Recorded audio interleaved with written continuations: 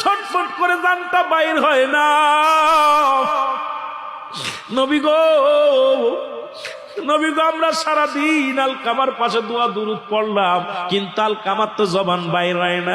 এত কষ্ট আর হুজুর সহ্য হয় না। আমার আপনার আলকামা তো জীবনে কোনোদিন অন্যায় করে নাই। আমার নবীজি চলে আসলেন, দোয়া করে আল্লাহর দরবারে, আমার আল্লাহ, আমার আল্লাহ, তুমি আমার আলকামারে মাফ করে দাও, আমার আলকামার জবানটা সুন্দরভাবে বাইর করো। আমার আল্লাহ আলহামদুলিল্লাহ জানিয়ে দেয়, হাবিব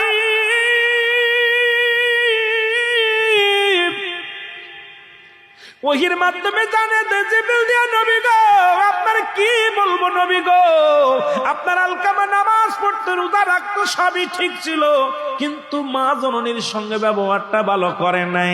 জনম দুঃখিনী মা বড় কষ্ট পেয়েছি ইয়া রাসূলুল্লাহ, ইয়া হাবিবাল্লাহ, এই কারণে তার জবানটা বাইর হয় না।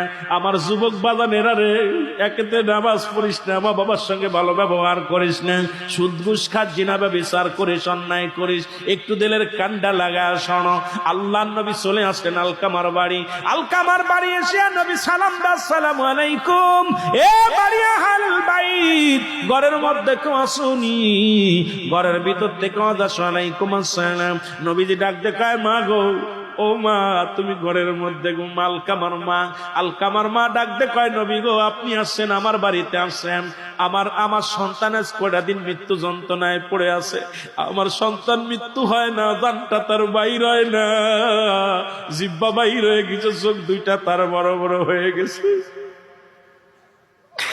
আলকামার জীবনটা অনেক কষ্ট চলে রে।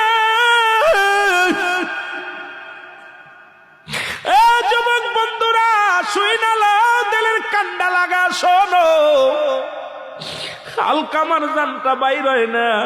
নবীজি ডাক দিয়ে বলেন, মা গো, ও মা, আমি আপনার কাছে একটা দাবি রাখি, আমার আলকামা জীবনে কি না কোন অন্যায় করেছে রে বাবা?